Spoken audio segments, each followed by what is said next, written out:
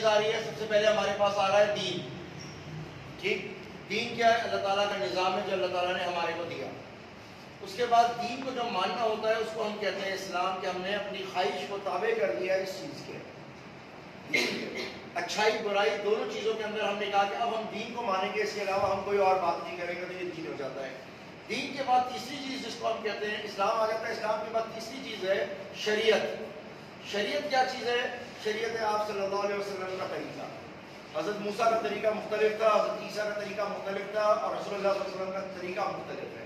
صرف چلنے کا طریقہ مختلف ہے، چیز وہی ہے. مثال کے طور کے اوپر آپ صلی اللہ علیہ وسلم کیا ایک ہی ادارے میں جانے کا یا ایک ہی جگہ پہ جانے کے لیے راستے مختلف ہو سکتے ہیں، مگر بنیادی چیز کیا ہے کہ دین کی جو پانچوں کے پانچوں انگریڈینٹس جو میں نے بتائے تھے وہ موجود ہوں گے. یعنی عقائد ان میں بھی موجود ہے، اخلاق ان میں بھی موجود تھا، عبادات ان میں بھی موجود تھی، حدود و تعزیرات، معاملات، سب کچھ ادھر موجود تھا. اس میں کوئی فرق نہیں تھا، وہ چیز اپنی جگہ موجود ہے. ٹھیک ہے، اب لیکن ان کے کرنے کے اسٹائل مختلف تھے. مثال کے طور پہ ہمارے نماز کا انداز مختلف ہے، حضرت موسیٰ کی نماز کا انداز مختلف تھا. ہمارے یہاں پاکی کا کانسیپٹ مختلف ہے، ان کے یہاں پاکی کا کانسیپٹ مختلف تھا. ہمارے یہاں روزے کا مختلف ہے، ان کا مختلف ہے. ہمارے یہاں زکوٰۃ کا مختلف ہے، ان کا سب مختلف ہے. زکوٰۃ ہے مگر وہ روزانہ کی بنیاد پہ 40% دے رہے ہیں، اور ہم سال کے اوپر 2.5% دے رہے ہیں. زکوٰۃ ہے مگر مختلف ہے. پاکی میں ہم دھو دیتے ہیں، مٹی سے دھو دیتے ہیں، ہم پانی سے دھو دیتے ہیں، لیکن اس میں ہم نہیں دھو سکتے. اگر ہم یہودی ہیں حضرت موسیٰ کے دور میں تو ہم دھو نہیں سکتے، ہمیں وہ کپڑا یا وہ ٹکڑا حصہ کاٹ کے پھینکنا پڑے گا جو ناپاک ہو گیا. انداز مختلف ہے، تو کسی بھی ایک چیز کا انداز مختلف ہونا یہ فطری بات ہے، کوئی اس میں حرج نہیں ہے. بچہ چھوٹا ہوتا ہے تو وہ کسی اور طریقے سے گزارا کر رہا ہوتا ہے، جب بڑا ہوتا ہے تو کسی اور طریقے سے گزارا کرتا ہے. یہاں تک تو کوئی اعتراض نہیں ہوتا، کوئی اعتراض ہونا بھی نہیں چاہیے. یہ ایک بڑی کامن سی چیز ہے. یہ بات آپ کو کلیئر رہے کہ شریعت محمدی کے اندر بہت ساری ایسی چیزیں آپ صلی اللہ علیہ وسلم نے لی ہیں جو حضرت موسیٰ کی شریعت میں تھی، وہ آپ صلی اللہ علیہ وسلم نے لے لی. اور ایک لا ہے وہ بھی یاد رکھنے کہ ہم کوئی بھی ایسی چیز لے سکتے ہیں اسرائیلی روایات میں سے جو عقائد کے یا بنیادی فلسفہ اسلام کے اگر خلاف نہ ہو تو ہم ان روایات کو لے سکتے ہیں. ہمارے پاس بہت سی ایسی روایات ہیں جو اسرائیلی روایات ہیں، ہم نے ان کو لیا ہوا ہے قصے کہانیوں کی شکل کے اندر، ہم ان کو ایکسپلین کرتے ہیں، بتاتے ہیں. موسٹلی جو ترغیب کی باتیں اور بڑے بڑے جنت کی اور بڑی بڑی چیزوں جو باتیں کرتے ہیں یہ ہم نے اسرائیلی روایات لی ہوئی ہیں. تو اسرائیلی روایات کی ایک حد تک ہمیں معلوم ہونا چاہیے کہ کہاں تک ہم ان کو لے سکتے ہیں، اس سے زیادہ ہمارے کو نہیں جانا چاہیے. وہ لیا جا سکتا ہے. شریعت محمدی نے بہت سی ایسی چیزیں لی ہیں. مثال کے طور کے اوپر جب یہودی کا فیصلہ پیش کیا گیا آپ صلی اللہ علیہ وسلم کے سامنے، کیس پیش ہوا، تو رسول اللہ نے اس وقت پوچھا کہ میں اپنے شریعت سے کروں یا تمہاری سے کروں؟ تو آپ صلی اللہ علیہ وسلم نے ان کی شریعت سے فیصلہ کیا. اگر رسول اللہ ان کی شریعت سے فیصلہ کر رہے ہیں تو اس کا مطلب آپ نے وہ چیز لی ہے. اسی طریقے سے رجم، سنسار کرنے کا جو سزا ہے وہ قرآن میں موجود نہیں ہے، مگر آپ صلی اللہ علیہ وسلم کے دور میں رجم کیا گیا. زانی ان مرد اور عورت کو جن کی شادی ہوئی تھی ان کو جو ہے آپ نے رجم کیا. تو یہ جو آپ نے رجم کا حکم لیا ہے یہ والا چیز آپ نے وہاں سے لی ہے. یہ جب اس ڈیپ میں ہم جائیں گے تو اس میں کون کون سی چیزیں لی ہیں یہ سب سامنے آ جائے گا. اس کے بعد ایک چیز ہے جس کو ہم کہتے ہیں مذہب. مذہب کا مطلب سمپل ہے لا. یہ ایک لا ہے، قانون ہے. یا یہ بہت ضروری ہے سمجھنا کہ مذہب کیا ہوتا ہے، یہ سمجھنا بہت امپورٹنٹ ہے. اب دیکھیں جس دور کے اندر آپ صلی اللہ علیہ وسلم آئے تو وہ مکہ کے اندر آپ آئے. سب سے پہلے تو انیشلی قریش میں تھے آپ، تو قریش کے اندر تھے. جب آپ مکہ میں تھے، مکہ سے نکلنے کے بعد قریش سے نکل کے پھر آپ اوس اور خزرج کی طرف نکل گئے. اب الگ عربی قبائل آپ کے پاس آنے لگے. پھر جیسے جیسے آپ ایک ملٹری پاور بنتے گئے تو جتنے عرب قبائل تھے وہ آپ میں شامل ہوتے چلے گئے. اور جب عرب قبائل آپ کے پاس شامل ہوتے چلے گئے تو عربوں کا بیسیکلی رہن سہن، اٹھنا بیٹھنا، کلچر سب ایک تھا، کوئی ان کو فرق نہیں تھا. دوسرا آپ صلی اللہ علیہ وسلم جو کہہ دیا کرتے تھے لوگ اس بات کو بالکل تسلیم کر لیا کرتے تھے. اور آپ صلی اللہ علیہ وسلم نے آنے کے بعد جس چیزوں کو ختم کیا وہ سارے عرب قبائل کے لیے سمجھنا بہت ایزی تھا. اسی کے اندر ایک اور ایک چیز بہت امپورٹنٹ ہے. ایک چیز بہت امپورٹنٹ ہے کہ رسول اللہ صلی اللہ علیہ وسلم جو 23 سال کے عرصہ ہمارے درمیان رہے تو کوئی بھی شخص 23 سال تک آپ کے ساتھ جڑا ہوا نہیں رہا کہ وہ 24 گھنٹے آپ کے ساتھ اوپر نیچے ہو. آپ ذرا اپنی نارمل زندگی گزارتے تھے, گھر میں جاتے تھے, آپ کے بچے تھے, آپ کی فیملی تھی, آپ وقت کے اوپر آ رہے ہیں, وقت کے اوپر جا رہے ہیں, معاشرہ ایک چل رہا ہے. کوئی وہ معاملہ نہیں ہے کہ آپ نے چادر بچھا کے تسبیح ہاتھ میں لے کے خوشبوئیں چل رہی ہیں اور آپ بیٹھے ہوئے اپنی تبلیغ کر رہے ہیں, یا آپ کا عرس مبارک چل رہا ہے. ایسا کوئی چکر نہیں تھا. ایک سمپل جو معاملہ, جو چیز ان کے پاس آئی آپ نے وہ بتا دی کہ اب یہ نئی آیت آئی ہے, نیا قانون آئی ہے, نئی چیز آئی ہے. لوگوں کے کانسیپٹ کلیئر تھے, کوئی کانسیپٹ میں کسی کو کوئی پرابلم نہیں تھا. اچھا 23 سال تک کوئی آدمی آپ کے درمیان رہا نہیں. جو بھی آدمی وہاں رہا تو کچھ عرصے کے لیے رہا, اس نے آپ کو ایک مخصوص عمل کرتے ہوئے دیکھا. مثال کے طور کے اوپر ایک شخص کسی دوسرے غیر عرب کے علاقے سے آیا ہو اور اس نے آپ صلی اللہ علیہ وسلم کو دیکھا کہ آپ صلی اللہ علیہ وسلم نے رفع یدین کیا ہے. مثال کے طور پہ آپ نے رفع یدین کیا ہے. جب اس نے آپ کو یہ دیکھا کرتے ہوئے, جیسے ہی اس نے آپ کو یہ کرتے ہوئے دیکھا, اس نے یہ بات جان لی کہ یہ میرے محمد رسول اللہ صلی اللہ علیہ وسلم کا عمل ہے, لہذا اس نے یہ اڈاپٹ کر لیا. اور وہ یہ اڈاپٹ کرنے کے بعد جب اپنے گاؤں, اپنے دیہات, اپنے ملک میں جب واپس گیا تو اس نے وہی عمل کیا جو اس نے آپ صلی اللہ علیہ وسلم کو کرتے ہوئے دیکھا تھا. وہ وہاں وہی کام کر رہا تھا. مگر یہاں جس علت کی وجہ سے, جس وجہ سے آپ کو کہا تھا رفع یدین کرنے کی, وہ علت ختم ہو گئی. جب وہ علت ختم ہو گئی آپ نے رفع یدین کرنا بند کر دیا. مگر رفع یدین آپ نے کیا, ٹھیک آپ نے کیا. جب علت ختم ہو گئی آپ نے بند کر دیا, مگر حرام تو نہیں ڈکلیئر کیا نا. جس آدمی نے آپ کو وہ عمل کرتے ہوئے دیکھا اس نے آپ ویسے ہی رکھا. اسی طریقے سے ایک شخص نے دیکھا کہ آپ صلی اللہ علیہ وسلم کو دیکھا تو آپ صلی اللہ علیہ وسلم کا بٹن کھلا ہوا تھا, سینے کا بٹن کھلا ہوا تھا. اس آدمی نے ساری زندگی اپنے سینے کا بٹن بند نہیں کیا, کرتے کا بٹن اس نے بند نہیں کیا, کیونکہ اس کے نزدیک یہی سنت ہے. اس نے رسول اللہ کو جس عمل میں دیکھا اس نے اسی کے اوپر رکھا کہ میں یہی کروں گا. اسی طریقے سے وضو کے اندر کچھ لوگوں نے آپ کو وضو کرتے ہوئے دیکھا, آپ نے 3 دفعہ ہاتھ دھوئے, 3 دفعہ ناک میں پانی ڈالا, منہ میں کلی کری, منہ دھویا 3 دفعہ. کچھ لوگوں نے آپ کو دیکھا کہ آپ نے ایک ہی پانی سے کلی بھی کری اور ناک میں پانی بھی ڈالا. ایسے کر کے لیا تو آپ نے ایک ہی دفعہ میں کر لیا, ایک ہی دفعہ میں ہاتھ بھی. ہر بندے نے اپنی اپنی طرف سے سنت کو لے لیا. جس نے رسول اللہ کو جو عمل کرتے ہوئے دیکھا اس نے اس چیز کو اڈاپٹ کر لیا. سمجھ آ رہی بات؟ اب ہوا کیا کہ کوئی اختلاف نہیں ہے, آپ صلی اللہ علیہ وسلم میں سب اپنی اپنی جگہوں کے اوپر ہے. لیکن ایک سٹیج کے بعد جب یہ میرا اسلام پوری دنیا میں پھیل گیا, 12 کلومیٹر سے نکل کے جب یہ دنیا میں پھیل گیا, الگ الگ دور دراز کے علاقوں میں پھیل گیا, 62 لاکھ تک چلا گیا. اب مدینے کا ایک آدمی, مکہ کا ایک آدمی جس نے رسول اللہ کے ساتھ وقت گزارا ہے, وہ نکل کے جاتا ہے کسی ایسی جگہ کے اوپر جہاں وہ پاتا ہے کہ کوئی آدمی رفع یدین کر رہا ہے, وہ دیکھتا ہے کہ کوئی آدمی فلانے طریقے سے وضو کر رہا ہے, تو میں اس سے سوال پوچھوں گا. مثال کے طور پہ میں نے کیا, میں نے دیکھا کہ فلانا شخص جو ہے وہ رفع یدین کر رہا ہے. میں نے اس سے جا کے سوال پوچھا, میں نے کہا بھائی تم یہ کیا کر رہے ہو؟ اس نے جواب دیا میں نے رسول اللہ صلی اللہ علیہ وسلم کو کرتے ہوئے دیکھا تو مجھے کوئی اعتراض نہیں ہے. میں نے کہا واللہ تم نے صحیح دیکھا, تم بھی کرو. میں نے دیکھا یا نہیں دیکھا, میں اس وقت مسلمان تھا یا نہیں تھا, مگر میں نے کہا واللہ تم نے صحیح کیا, کرو. کسی کو کوئی تکلیف نہیں, کسی کو کوئی اعتراض نہیں, معاملات چلتے چلے گئے. اب یہ اسلام نکل کے چلا گیا نان عربک لوگوں میں, اجمیوں میں آ گیا. اجمی لوگ زیر تسلط رہے, کوئی ایران کا رہا, کوئی فارس کا تھا, تو کوئی روم کا تھا, تو کوئی بازنطین کا تھا, الگ الگ لوگوں کے انڈر رہے ہیں. ان کے مزاج الگ بنے ہوئے تھے.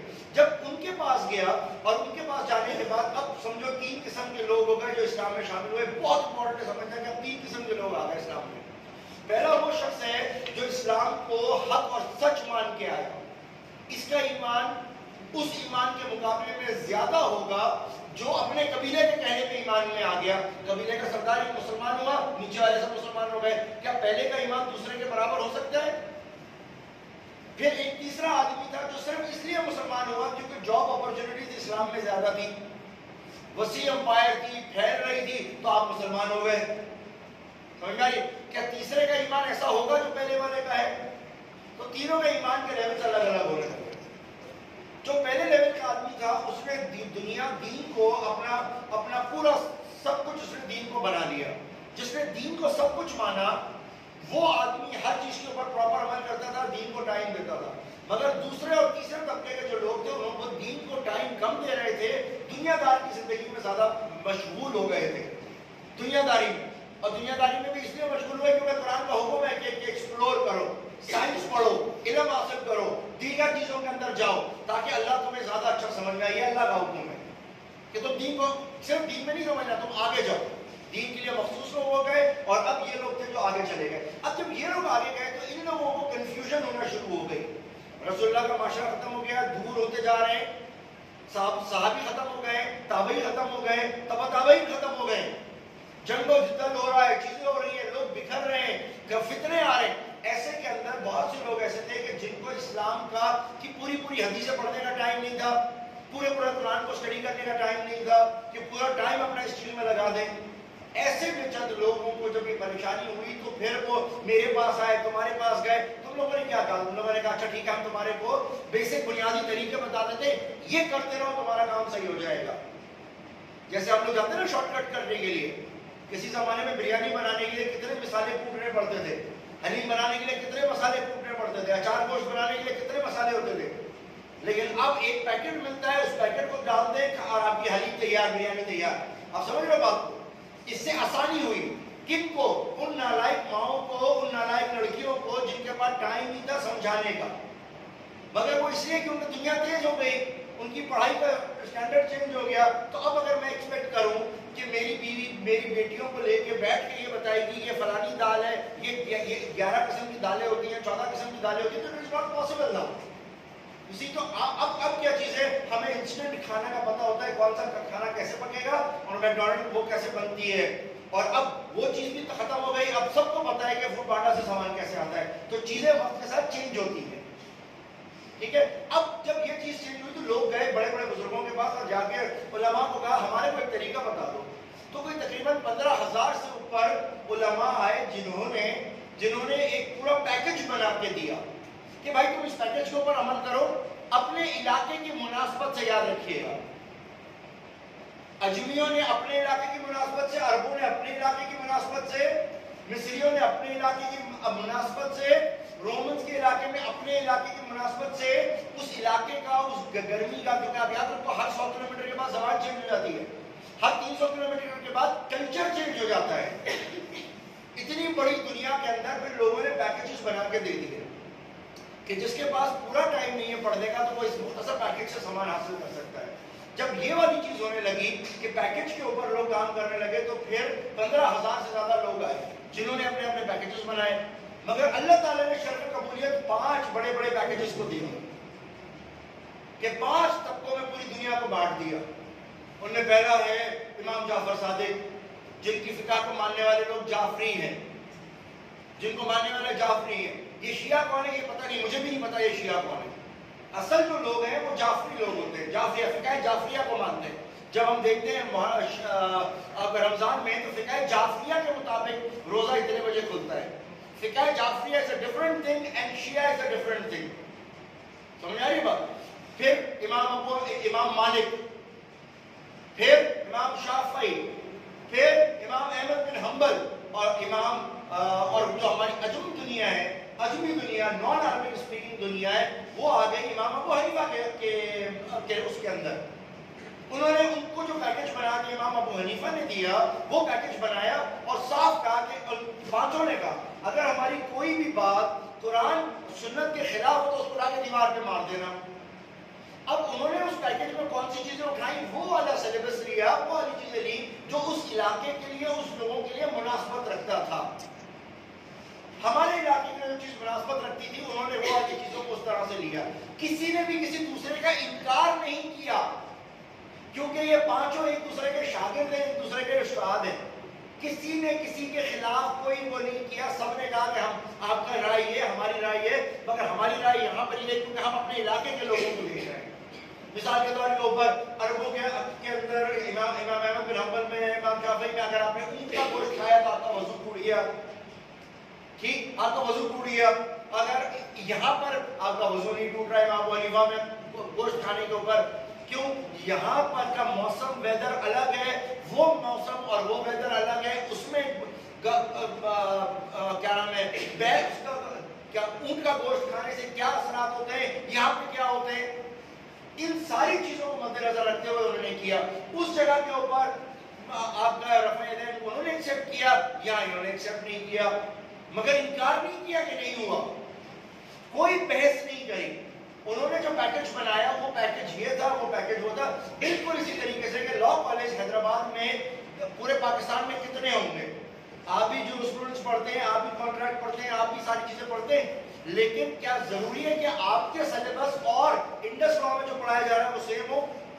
کیا ضروری ہے کہ نافشا میں بھی سیم سلیبس ہو؟ کیا وہ ضروری ہے کہ لاہور، اسلام آباد، کراچی میں بھی سیم ہو؟ سب مختلف ہو سکتے ہیں، مگر پڑھ تو لا رہے ہیں، لیکن پڑھ تو جو اسٹوڈنٹس رہے وہ آپ کا اپنا مزاج ہوتا ہے، اس کے اوپر آپ کرتے ہیں، تو جو جس مزاج کا ہوتا ہے پھر وہ اس لا کو ایکسیپٹ کر لیتا ہے۔ دس از کالڈ مذہب، کہ آپ کون سے مذہب کو مانتے ہیں، یعنی کون سے لا کو فالو کرتے ہیں، اور ساری چیزیں شریعت کے اندر سے ہیں۔ اب اگر آپ خوبصورتی دیکھیں تو آپ کو نظر آئے گا کہ میرا اللہ اپنے رسول سے کتنی پیار کرتا تھا کہ آپ صلی اللہ علیہ وسلم کے کسی عمل کو اس نے چھوڑا نہیں، بلکہ سارے عمل کو آپ نے ایکسیپٹ کیا ہوا ہے، اور دنیا میں ہر کوئی وہی عمل کر رہا ہے، کوئی اختلاف نہیں ہے۔ یہ جو بعد میں ہوا ہے وہ تو بعد میں آپس میں جب بادشاہ بیٹھے ہوتے تھے، ان کے پاس کوئی اور کام نہیں تھا، تو اس کے اندر ایک ابو حنفی آ گیا، ایک شافعی آ گیا، وہ دونوں مناظرے کر رہے، جھگڑا چل رہا ہے، ایک ریٹنگ بڑھ رہی ہے، جیسے آج آپ دیکھتے ہیں محمد علی مرزا لڑ رہا ہے اور کراچی کا مفتی لڑ رہا ہے، ریٹنگ بڑھ رہی ہے، پیسہ آ رہا ہے۔ It has got nothing to do with Islam۔ دونوں جو باتیں کر رہی ہیں ان کا اسلام سے تعلق نہیں ہے، دونوں جن چیزوں پہ بات کر رہے ہیں اس کا اسلام سے کوئی تعلق نہیں ہے، قبر میں اس کے متعلق کوئی سوال نہیں ہوگا، لیکن اپنی ریٹنگوں کے چکر میں چڑھ رہے ہیں۔ اس دور کے اندر حنفی اپنی ریٹنگ کے چکر میں آ گئے، شافعی اپنے میں آ گئے، مالک میں آ گئے۔ یہ ان لوگوں نے نہیں کیا، بلکہ نیچے والوں نے آ کے خواہ کی جدت کے چکر میں کر دیا۔ بات سمجھ آ رہی ہے؟ یہ ہے مذہب اور یہ ہے وہ پیکج۔ تو ہمیں انڈرسٹینڈ کرنا ہے کہ پیکج کس کو کہتے ہیں اور وہ کس کو کہتے ہیں، ٹھیک ہے؟